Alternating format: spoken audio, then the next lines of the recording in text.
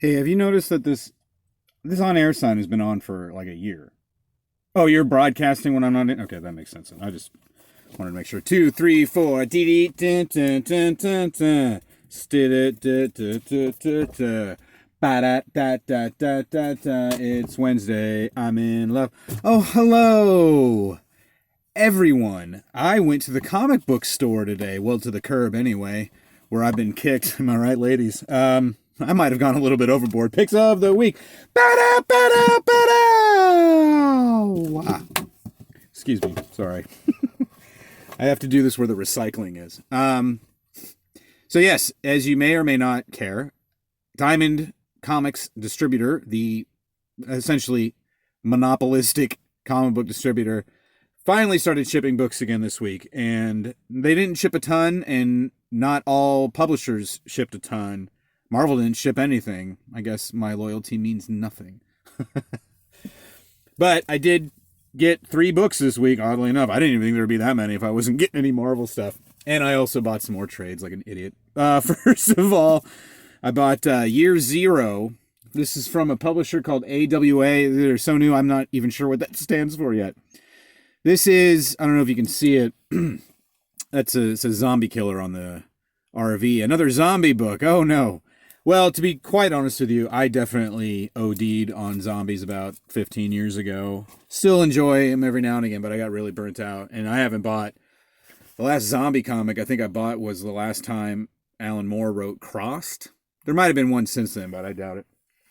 But I love zombies is the other thing. I just got so sick of them everywhere. This looks interesting, though, because it is written by Benjamin Percy, who is relatively new to the industry. Or he's new to me, anyway. But he is currently writing Wolverine for Marvel Comics and another X title, I think. I can't remember now. And I've enjoyed his work so far, so I thought I'd give this a shot, especially because there were so few other books coming out. That's shitty. I'm sure it'll be good. I also got Deadly Class number 44. I've been very excited to get this book back again. If you're unfamiliar, this is probably not a great jumping on point since it's part 5 of this arc. Deadly Class is essentially a book about private high school for assassins. So these are all high school kids literally trying to kill one another as opposed to metaphorically. Go Eagles. That was my high school's Scott. I'm not all of a sudden, whatever. Okay. So it is written by Ed Brubaker and, right?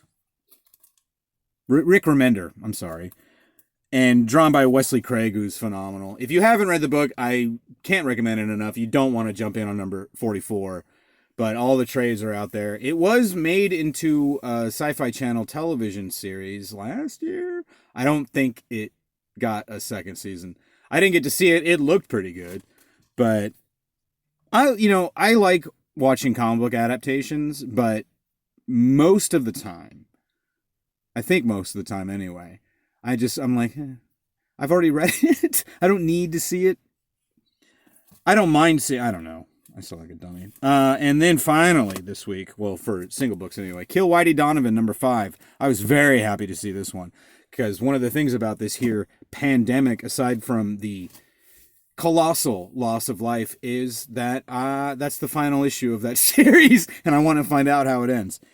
This is another one I can't recommend enough. You can probably go to your local comic book shop and buy the first 4 issues as well. And if not, the trade paperback will be out soon. Or you should also tell your local comic shop to carry more back issues. Because I told you to do so. And then, also... These I'm not going to be able to read in time for next week, but I'm going to give it a go. First up, I bought 2 Cloak and Dagger trade paperbacks. Actually, let me into the shop to check out they got new floors. It looks really nice. And while I was there, I was like, well, this isn't last week. They're going to do the 2-for-1 trade deal, or 3-for-2 trade deal, so I should pick them up. And I hadn't really asked him about any Marvel books because I've got so many. But when I went down there and looked, I'm like, oh, there's some of these here that I could really... And these are just really nice. The way Marvel's been doing their trade paperbacks has been really nice. They're very nice to look at. They're sturdy. They are $35 goddamn dollars, which is my only problem with it. But it's great stuff. This early Cloak and Dagger stuff, I read some of this. These are both pretty early. This is like mid-period Cloak and Dagger, I want to say. It was after their first initial appearances in the Spectacular Spider-Man. And then I think this one picks up, I want to say from their first own series. I think there's another trade before this, though, that includes their earlier appearances in Spectacular. Cloak and Dagger, if you're unaware, well, they made another TV show out of that, too, which I also didn't get to see. Cloak and Dagger are about two runaways who get experimented on. I think they were eventually retconned to be actual mutants, but originally I don't think originally they were intended to be mutants. I could be wrong. I'd always liked Cloak and Dagger. They are experimented on, they get powers. And they're also in love. I'd always liked Cloak and Dagger growing up, but I hadn't really read a ton of them. And then a few years ago, I read some of the early stuff, and I had forgotten that they were a creation of Bill Mantlo, who is definitely one of my favorite Marvel writers, especially of like the 80s. And his run on the Hulk is one of my absolute favorites. He created Rocket Raccoon also, which you probably are familiar with that character. And he's all around a great writer and sadly a vegetable currently, from what I understand. He got into a really bad car accident, and so he's been in a coma ever since, I think.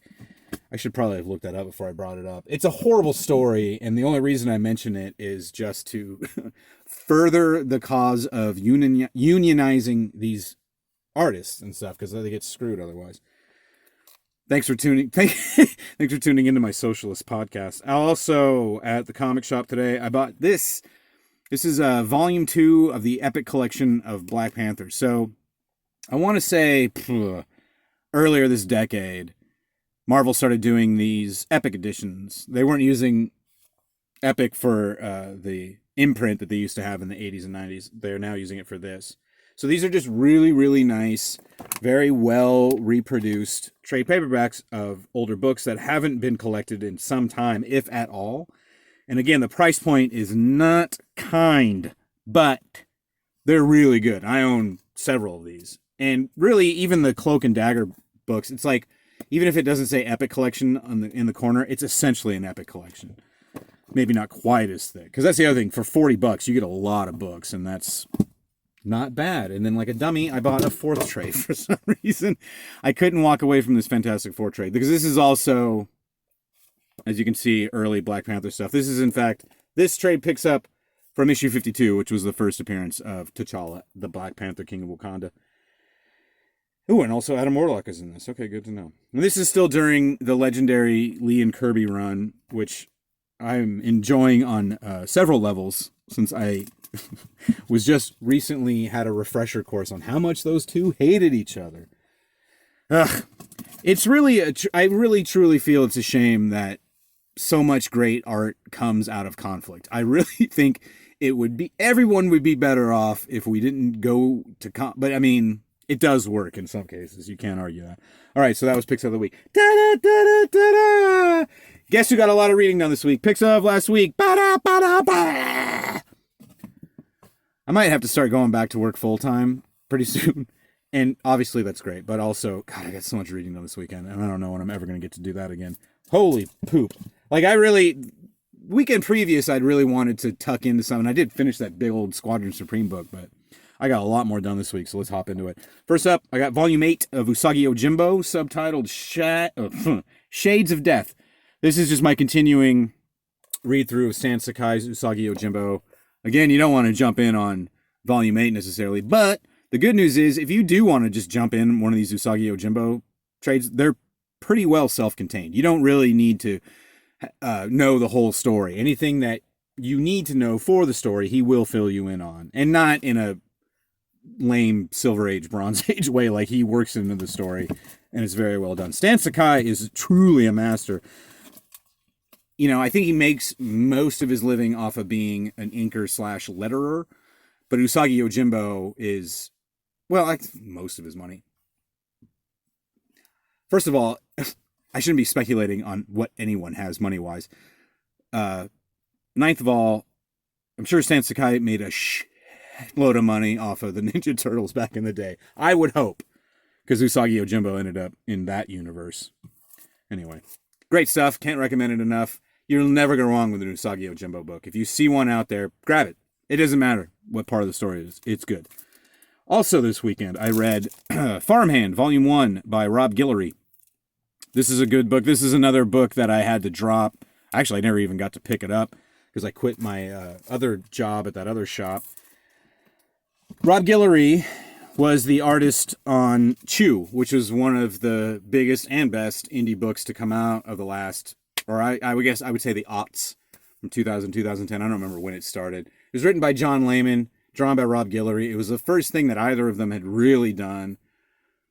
Certainly the first thing I ever saw either of them do. And it's a tremendous book. I'm sure it's all collected. You should get that. Farmhand is it's got a similar vibe. It's the thing about Rob Guillory that I've always loved is, well, always, certainly from Chew. He did this in Chew, he does it in Farmhand. He's got a very cartoony style, kind of reminiscent of Kyle Baker, and like Kyle Baker, he can inject some seriousness when need be, and it really plays nicely. So this is a book about, it's a family book about the patriarch has begun this clone farm, basically. He figured out a seed that will grow actual human limbs and organs and stuff. And hilarity ensues. It's really good. There's a lot of intrigue. It's a really fun story, just all around. And I wouldn't expect anything less from one of the co-creators of Chew. So can't recommend that one enough. Also this week, I read one more of my TKO trades. This is The Banks. This is another family story. This time it's about a family not of clone farmers, but of high-end thieves. I feel like I had a better... The Banks are a family of thieves, and it's really good. It's very reminiscent, I keep using that word, of the Thief of Thieves book that Image was putting out for a long time, and I think brought back and then wrapped up. And it's written by Roxane Gay, who I had not read. I mean, I know who she is, but I had not read any of her stuff before. Excellent story, very good dialogue. It was also very interesting. It was because it was all the main characters were women, except for the bad guys. And that was also, you don't see a lot of that. Ming Doyle on art, always a pleasure. And Jordi Belair, I think they're a thing, so they always work well together. Honestly, dude, again, like with Usagi Yojimbo, any TKO book, if you see that TKO logo, that's a symbol of quality. I can't recommend it enough. Also, these two books are everything I read this last week, great stuff. But these two books take the cake far and away. First up, we have Infinite Kung Fu. I recommended this book to all y'all back at the beginning of this year quarantine, and I still do. I believe it's on the Hoopla app.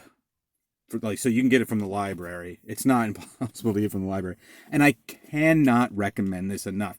Even if you're not into Kung Fu, hell, especially if you're not into Kung Fu.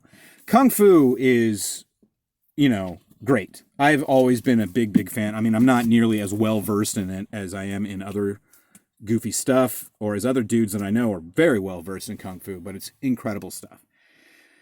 The thing about trying to do it on the page is that it's obviously a very active genre. It's why it works well on film and on television, but not necessarily in print. And in fact, I can only think of one other person to effectively convey Kung Fu action on a comic book page, and that one person is Paul Gulacy, who was the main artist on Marvel's Master of Kung Fu from the 70s through into the early 80s. And that's a high bar indeed. But Kagan McLeod meets it and exceeds it. There are some of the finest action sequences you're ever going to see. The fights are very realistic. Like it's really something. And he does this thing too. It's in black and white, but it still kind of looks like watercolor. The art's just great. This is if you can zoom in on this. This is a flashback sequence that Moog Jugular is telling, and these are the flames of the campfire, and the story isn't. I mean, I'm very conscious of how artists plot books now. How they do the panels and how they break everything down. And the guy's great. I really cannot. He's got another book out right now with Chip Zdarsky, who's a great writer. I can't remember the name of it. I'm gonna track down the rest of his stuff when I have money again. So who knows when that'll be. And finally, Bitter Root Volume 1. one of my favorite, probably my favorite discovery of the year 2020, even though this did start technically in 2019. This is another family story about a family of. It's the way I kind of pitched it to a friend of mine. I was trying to get to read it is that it is a black steampunk version of the book Rumble, which is written by John Arcudi and drawn by Yardine. I can't remember his name now. I think it's David Yardine. I could be mistaken. But that you may not take that reference. It's about it's about this family of essentially monster fighters that live in Harlem in 1920s New York, or maybe late teens, like 1919. And so it's just tremendous. I mean, I'm not super duper into steampunk, though I do particularly enjoy that aesthetic. It's also a lot like Atomic Robo, which if you've not read that is, it's like a pulpy 1930s, early 20th century story with advanced technology for the time. And then there's also a lot of, there's a lot, I'm really babbling now. I really like in stories when it comes down to an industrial society versus an agrarian society, not to oversimplify things. And there's a lot of that going on in this book, and it's really good. The tensions between family members are very realistic, very relatable. The book is written by David F. Walker, and Chuck Brown, who I don't recognize. He wrote a Black Panther miniseries a couple of years ago that was digital only and was essentially a car commercial for Audi or whoever was sponsoring it. Not to say it was bad. It was fine. I read it. But that's the only thing of his that I've read before. David F. Walker, on the other hand, though, I've read a ton of stuff. And him and Sanford Green, who drew this book, did the last Power Man and Iron Fist book for Marvel, which was really good. And, of course, got canceled almost immediately. So, yeah, Bitterroot #1, I cannot recommend enough. I can't recommend any of this stuff enough. I also can't recommend lifting this quarantine so I can get more comics. That was Picks of last week. Bad out. So that's about it. Next week it should be even more. How is that possible? And I'll be here to talk to myself in the closet about them. Yes, to myself. All right, 2, 3, 4. Da da da da da da da da. I'm not talking to you. That's for sure.